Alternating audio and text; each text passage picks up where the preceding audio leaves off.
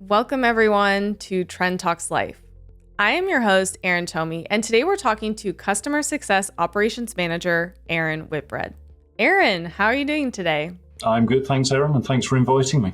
Of course, happy to have you. I would love to just start with you sharing a bit about your role here at Trend Micro. Yeah, absolutely. So I am with Trend for over 12 years. I have had many different roles. My current role is Customer Success Operations Manager for Europe.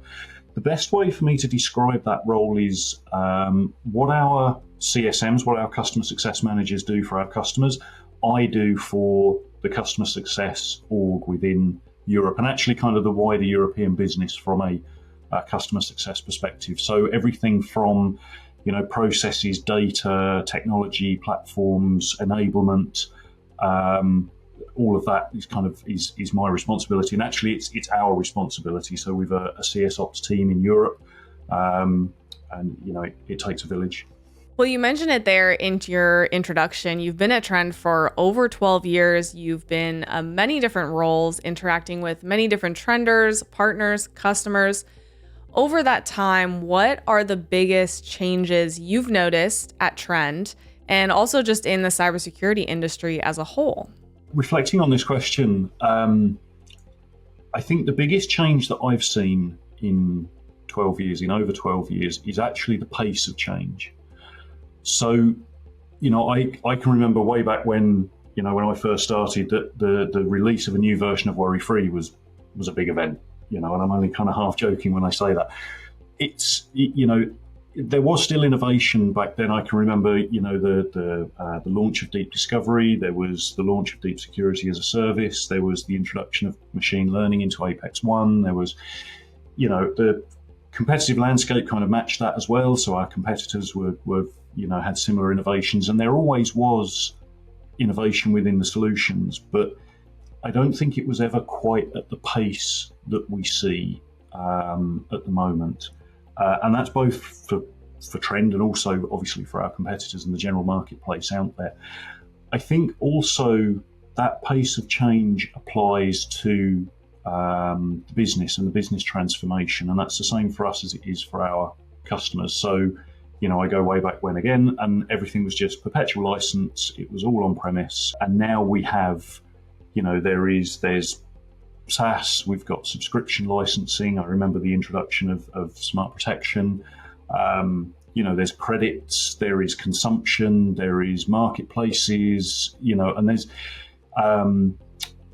all of these various options for customers that I think it's also a bit hard to keep up with certainly internally for the field. It's kind of hard to keep up with. There's a lot of resources that come out of, say, platform management. There's a certain amount of kind of self-responsibility that the field has to kind of keep up with this. But what does make it easier is I think it's very clear on why the pace of change has changed, why we are, so innovative, and, that the change has accelerated so much. I think we've got a very clear direction. And I think that difficulty for customers is the same as it is for us internally in terms of keeping up with what are the latest threats, what is the competitive landscape, what solutions are available, what methods are there for purchasing and licensing and so on and so forth. But I also think that it's very clear for our customers, we make it very clear for our customers that, all right, it might be a bumpy journey, but this is the destination.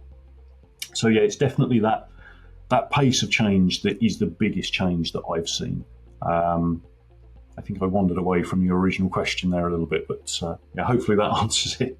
It certainly does. And one thing that came to mind while I was listening was if we look at it from the customer standpoint, and it's interesting. I've asked quite a few people this question in previous Trend Talks, and I'm not sure I've had that answer before. And I think with you being in customer success, it also makes me wonder, customer success isn't really something that, from my understanding, it's a newer function at Trend in the last few years. It didn't necessarily exist in its current state back when you started 12 years ago. And I wonder, does customer success kind of become more and more important as our industry and products and how we do things becomes more complex. It's not just you buy a license, deploy a solution, click a few buttons, and that's it. And you don't really need as much support. So I kind of see customer success as being part of that evolution of this rapid increase in the rate of change. Yeah, 100%. And I think, obviously I would say this being part of CS, but there is a very strong role for CS to play in that, in guiding our customers through this journey.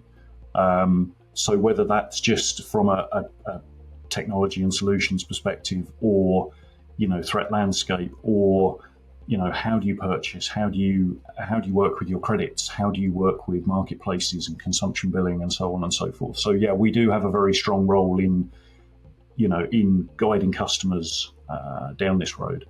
What is something that you've learned from one customer that you would want all customers and all security practitioners to know? I used to be customer facing when I was a seller in about 3 roles ago. And there's one particular customer that stands out. It was an account that they were only a prospect. They weren't an existing customer yet. I worked on this account for about 18 months. They were a fintech organization. I stayed in touch with them. I worked with CIO through IT manager down to security analyst. I used to talk to them about our solutions, about the industry as a whole, about threats. I used to invite them to events and webinars. And so I got all of this contact, and I used to get on with the guys in there quite well. But I could never get an opportunity going. I could never actually, find something to sell them. And one day I got a call out of the blue, and it was one of the guys in there, and they said, "Okay, we've got an audit coming up. We know we're going to fail. I can't remember what the specific audit was, but we know we're going to fail. But we know what we need to do to pass the audit, and it's basically by deep security. We need network pack, IPS, virtual patching. And, we'll send you the requirements, send a quote through our partner, and we'll raise a PO by the end of the week." And I think it took about 10 days to get the deal over the line. It wasn't huge. It was a 6-figure deal, but it wasn't a massive 6-figure deal. And it was from start to close about 10 days after working with this customer for about 18 months. And I think what stood out for me, twofold, I suppose, both firstly from an internal perspective, as an account manager, it kind of showed me, yes, maintain those relationships with customers, all of that, be the trusted advisor, all of that kind of good stuff that you're taught to do from day one. But it always struck me that from a customer perspective, these guys were quite canny, that they'd always take my call, and they'd always listen, and they'd ask lots of questions, and they leveraged me as their trusted advisor to get all of the knowledge that they needed around, the security landscape, what were competitors doing, what were trend doing, what solutions were available, so that when they were faced with a challenge, they knew exactly where to go to solve that challenge, or what to do to fix it. And I think that's the key thing that I think all customers should bear in mind, is that, whether you've got your list of vendors, or even prospective vendors, or your partners, they are plugged into these various parts of IT technology and IT industry and security specific, security threat landscape, etc., regulation changes, all of that kind of stuff. And they can do the legwork for you in terms of bringing all that knowledge together. So I would say to customers, absolutely use and abuse your vendors and prospective vendors and your partners to be trusted advisors, to bring that knowledge to you, so that when you do have a problem or you do have a challenge, you know where to turn. And actually, Erin, it comes back to your comments there on customer success as well, in that, once a customer is with us, we want them to be successful, and so we want to be their trusted advisor. And so leverage, whether it's a customer success manager or an account manager or an SE or whoever, leverage that knowledge that exists in all of your vendors. I think the right vendor really just wants to help.